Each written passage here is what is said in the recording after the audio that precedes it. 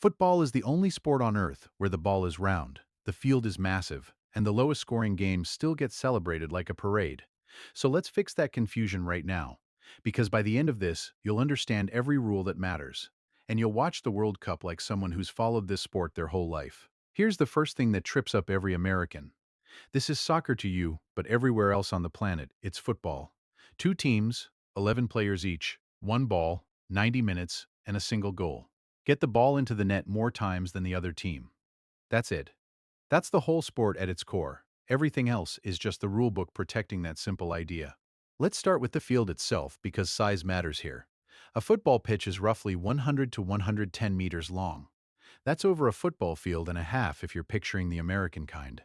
At each end sits a goal, 8 feet tall, about 24 feet wide, guarded by one player with special privileges, the goalkeeper. He's the only player on the entire field allowed to use his hands, and only inside a marked box around his own goal called the penalty area. Step outside that box, and even the keeper has to play it like everyone else, feet only. Now here's the rule that defines the entire sport and confuses newcomers the most: no hands. Not just the goalkeeper's box. Everywhere else, for everyone else, hands and arms are illegal. You can use your feet, your legs, your chest, even your head. Headers aren't a trick move, they're a fundamental skill, because the ball is genuinely supposed to come at your face sometimes.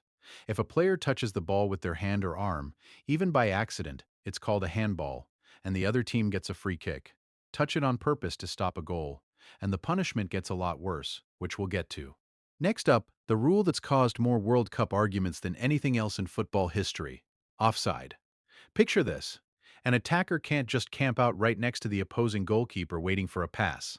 When a teammate plays the ball forward, the attacker has to have at least one defender, usually the last one before the keeper, level with or behind them at the moment the ball is kicked. If they're ahead of that last defender with no one between them and the goal, that's offside, and the play gets called back. Think of it like cherry picking in basketball, except it's illegal here. This rule exists so attackers can't just stand by the net all game waiting for easy goals. It forces actual build-up play. Fouls are next, and football splits them into two punishments: yellow cards and red cards.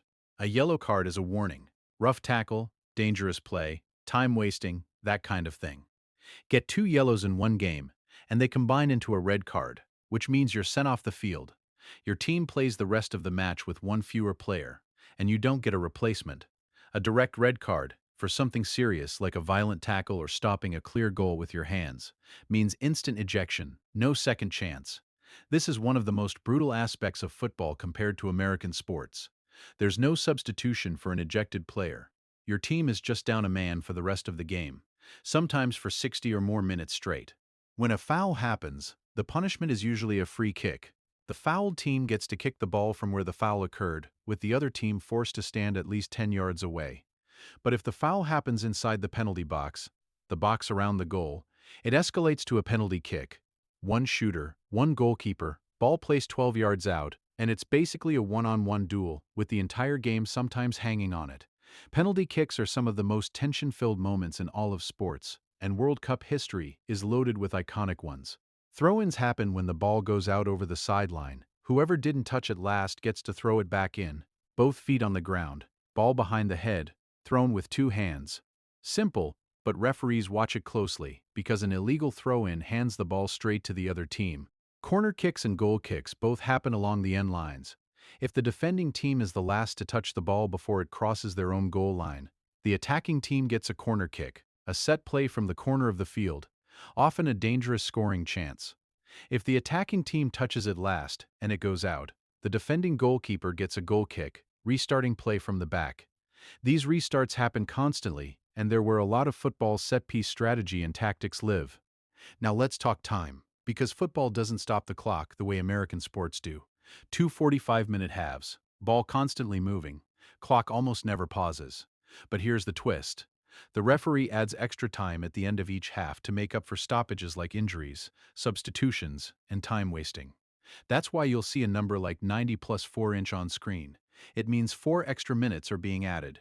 In the knockout stages of the World Cup, if the score is still tied after 90 minutes, you get 30 minutes of extra time, split into two 15-minute halves. Still tied after that, it comes down to penalty kicks, alternating shots until one team comes out ahead. It's pure unbearable drama, and it's decided some of the most famous World Cup moments ever. Substitutions work differently too. Unlike American football, you don't get unlimited swaps. In most matches, teams get 5 substitutions, and once a player comes off, they're done for the game. No rotating back in. Coaches have to plan their changes carefully, because every sub is a one-way decision.